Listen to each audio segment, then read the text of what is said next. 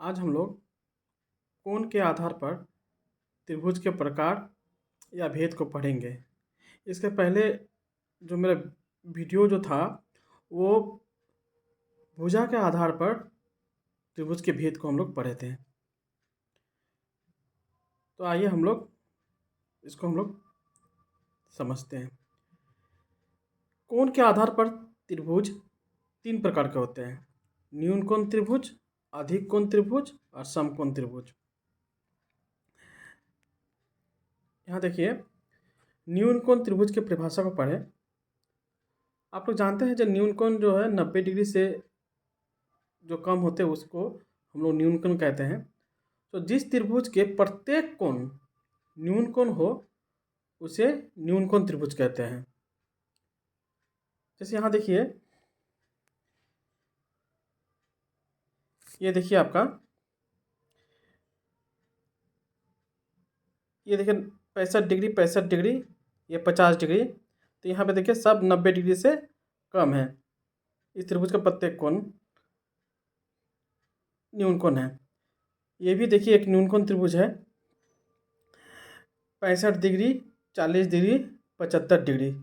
तो ये भी जो त्रिभुज जो है कोण के आधार पर यह न्यून कोण त्रिभुज है।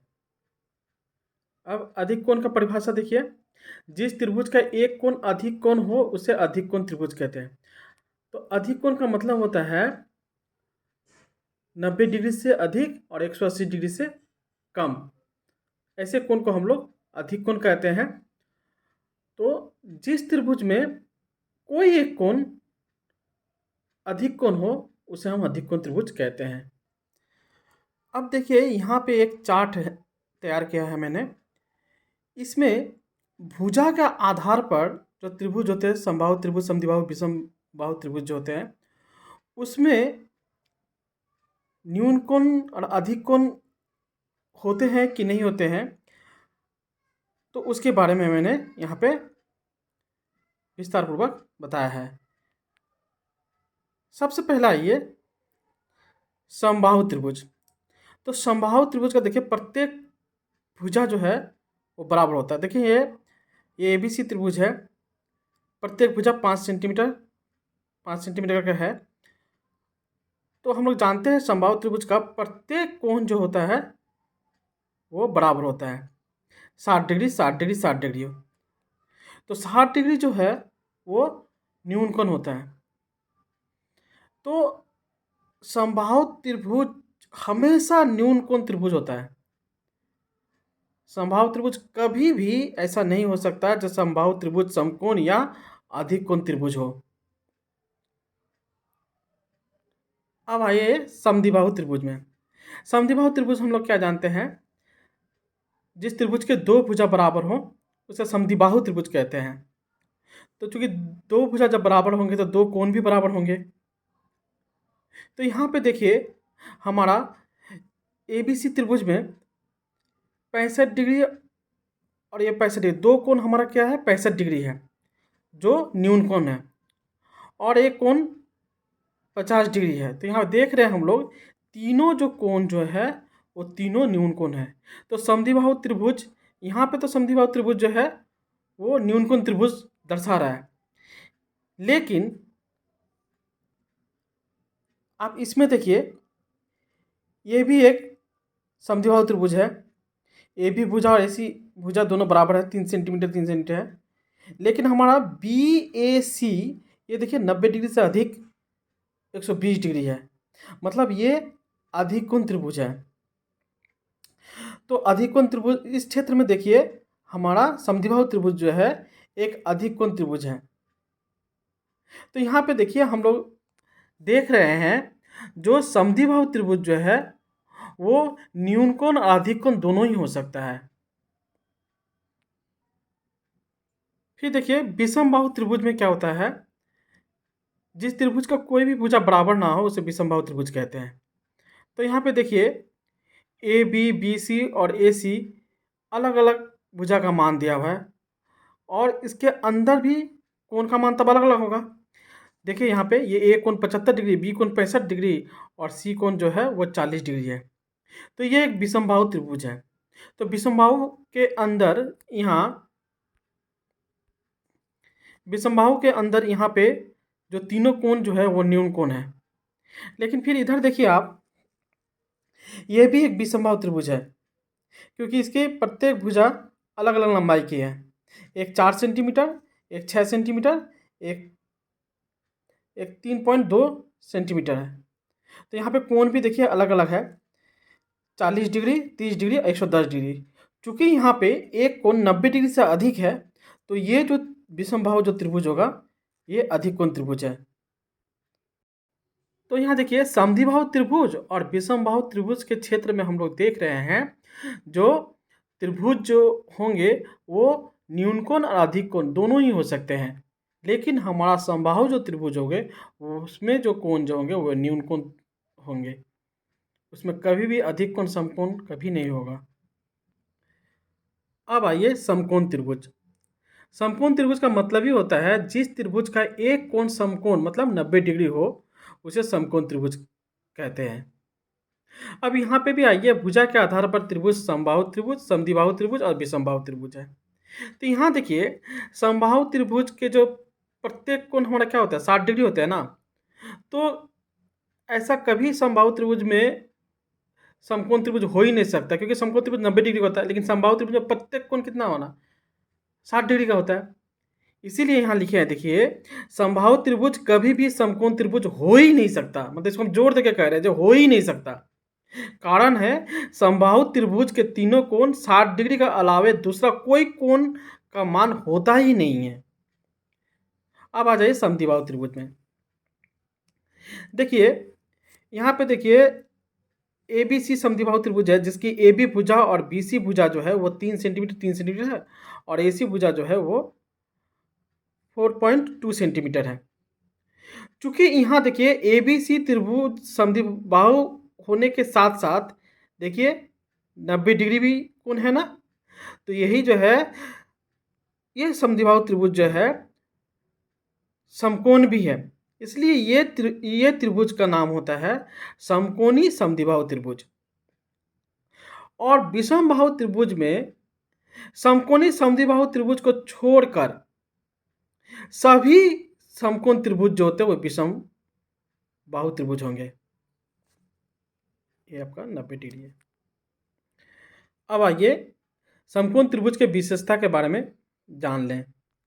तो समकोण त्रिभुज का कोई एक कोण समकोण होगा, मतलब 90 डिग्री का होगा। जैसे कि ABC त्रिभुज में ये B कोण जो है वो 90 डिग्री है। दूसरा जो है समकोण त्रिभुज के समकोण के विपरीत भुजा कर्ण कहलाते हैं। ये समकोण हुआ ना, इसका विपरीत भुजा क्या हुआ, AC हुआ, ये हमारा कर्ण कहलाएगा। तो एक बात याद रखिएगा, जो हमारा ABC देखिए 90 डिग्री है, इसका बीच वाला को अगर हटा दीजिएगा तो जो हमारा बचा अल्फ़ाबेट वही कर्ण होता है। तो AC जो है हमारा वो कर्ण हो गया। अब एक बात याद रखिए, तीसरा नंबर बहुत इंपॉर्टेंट है, जो एकमात्र समकोण त्रिभुज में ही पाइथागोरस प्रमेय लागू होता है। समकोण त्रिभुज के समकोण के संलग्न भुजा, ये जो समकोण त्रिभुज है ना, इसका संलग्न जो दो भुजा है, मतलब जो भुजा से ये हमारा समकोण बना हुआ है, तो वो संलग्न भुजा है, तो उसमें एक हमारा आधार कहलाता है और एक हमारा क्या होता है, लंब कहलाता है।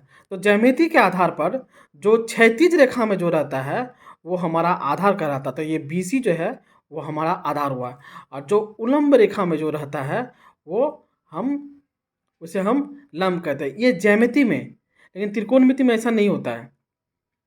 त्रिकोणमिति में कभी ये लंब हो जाएगा, कभी ये आधार भी हो जाएगा, लेकिन ये ज्यामिति में हम लोग साधारणतः इसको जो उलंब रेखा में होता है वो लंब होता है, और जो क्षैतिज रेखा में जो होता है वो हमारा आधार होता है।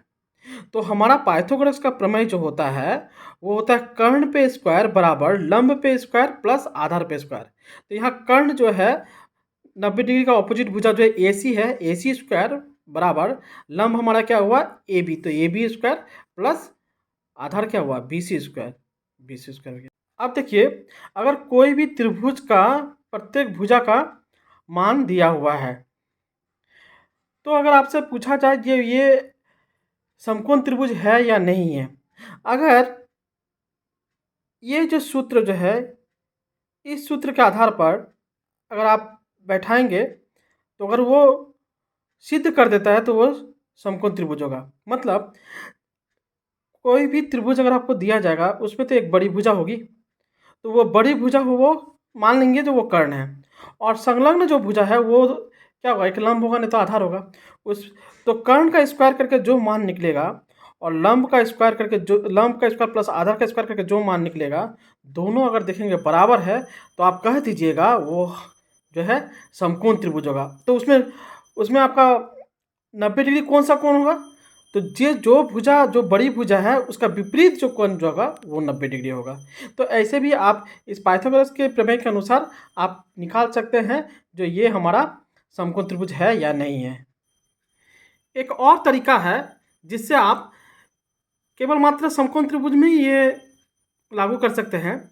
जो समकोण त्रिभुज के जो कर्ण जो है ना, यहाँ पे कर्ण क्या है, AC है, कर्ण का मध्य बिंदु यहाँ पे D मान लिया में कंपास रखकर कर्ण के कोई भी प्रांत पर पेंसिल रखकर वृत्त अंकन करने से समकोण के कोणिक बिंदु को स्पर्श करेगा। मतलब कहने का मतलब यहाँ ये हुआ, जो ये देखिए ये हमारा मध्य बिंदु है कर्ण का। तो कर्ण का कोई भी प्रांत, चाहे ये प्रांत हो चाहे आपका ये प्रांत हो, इस प्रांत पे रख के अगर इसको आप घुमा दीजिएगा, अगर इस तरह से घुमा दीजिएगा तो देखिए ये हमारा एक वृत्त का निर्माण हुआ। तो ये वृत्त का निर्माण हुआ तो ये समकोण त्रिभुज का जो समकोण का जो कोणिक बिंदु जो है वो वृत्त को स्पर्श करेगा। अगर ये वृत्त को स्पर्श कर रहा है तो आप कह दीजिएगा ये हमारा क्या बोलता है, समकोण त्रिभुज है। मतलब कोई भी त्रिभुज के बड़ी जो भुजा है उसका मध्य बिंदु लीजिएगा और मध्य बिंदु में कंपास को रखकर उस भुजा के कोई भी प्रांत बिंदु को अर्धव्यास मानकर अगर उसको वृत्त खींचिएगा, अगर देखा जाएगा जो बड़ी भुजा का विपरीत जो कोणिक बिंदु है वो अगर वृत्त को स्पर्श कर देगा तो समझ जाइएगा ये एक समकोण त्रिभुज है। तो एक पाइथागोरस और इससे आप समझ जाइएगा जो ये समकोण त्रिभुज है या नहीं है। अगर आपके पास अगर चांद नहीं रहा तो चांद का इस्तेमाल अगर नहीं करें तो। अब आइए समकोणी समद्विबाहु त्रिभुज की विशेषताएं, ये जानना बहुत जरूरी है। देखिए, एक नंबर है समकोणी समद्विबाहु त्रिभुज के समकोण का संलग्न भुजा बराबर होता है। मतलब ये समकोण समद्विबाहु त्रिभुज में जो समकोण जो होते हैं उसके जो संलग्न भुजा जो होते हैं AB और BC जो है ये दोनों क्या होंगे, बराबर होंगे। दूसरा हुआ समकोण समद्विबाहु त्रिभुज के कोणों का मान 45 डिग्री, 45 डिग्री और 90 डिग्री होगा। देखिए एक तरह से ये अगर देखिए यहाँ अगर ये समकोण त्रिभुज है ये ABC तो ये 90 डिग्री हुआ, और ये समद्विबाहु त्रिभुज भी है साथ में, तो हमारा AB भुजा और BC भुजा क्या है, दोनों बराबर है ना। जब दोनों बराबर रहेंगे तो इसके विपरीत कोण भी क्या होंगे, बराबर होंगे। तो ये 90 डिग्री हुआ तो बचा कितना, 90 डिग्री। तो 90 डिग्री बचा तो वो आधा कर लेते तो ये भी 45 होगा, ये भी हमारा 45 होगा। तो ये हमारा समकोण समद्विबाहु त्रिभुज में हमारा कोण जो होगा 45 डिग्री, 45 डिग्री और 90 डिग्री होते हैं। 3 नंबर देखिए, समकोणी समद्विबाहु त्रिभुज के दोनों न्यून कोण का मान 45 डिग्री होता है। देखिए एक तो समकोण होता है और ये बाकी जो दो होते हैं वो तो न्यून कोण होंगे, क्योंकि समकोण त्रिभुज में दो कोण न्यून कोण होते ही हैं, तो दोनों का मान क्या होगा, बराबर होगा, मतलब 45 डिग्री होगा। समकोण समद्विबाहु त्रिभुज के कोणों का अनुपात 1:1:2 होता है। देखिए हम लोग जानते हैं जब 45 डिग्री फिर 45 डिग्री फिर 90 डिग्री, तो देखिए वो अनुपात 1:1:2 होगा। 5वां नंबर में आइए, जो समकोणी समद्विबाहु त्रिभुज के लंब और आधार बराबर होते हैं। ये जो लंब हुआ और ये आधार हुआ, दोनों की लंबाई क्या होगी? बराबर होगी। 6 नंबर बहुत इंपॉर्टेंट है। समकोण समद्विबाहु त्रिभुज के भुजा का अनुपात जो होगा 1:1:√2, मतलब √2 जो है वो कर्ण है, क्योंकि ये लंब और ये आधार, ये अगर मान लीजिए इस पे 1 सेंटीमीटर, इस पे 1 सेंटीमीटर कहते हैं, क्योंकि दोनों तो बराबर ही होते हैं लंब और आधार, तो इसका कर्ण जो होगा वो √2 सेंटीमीटर होगा। तो ये जो विशेषताएं जो है ये आप कॉपी में लिख लीजिएगा तो ज़्यादा अच्छा रहेगा। जितना भी कुछ लिखा है उसको कॉपी में लिख लीजिएगा, तो ये आपको हमेशा काम देगा।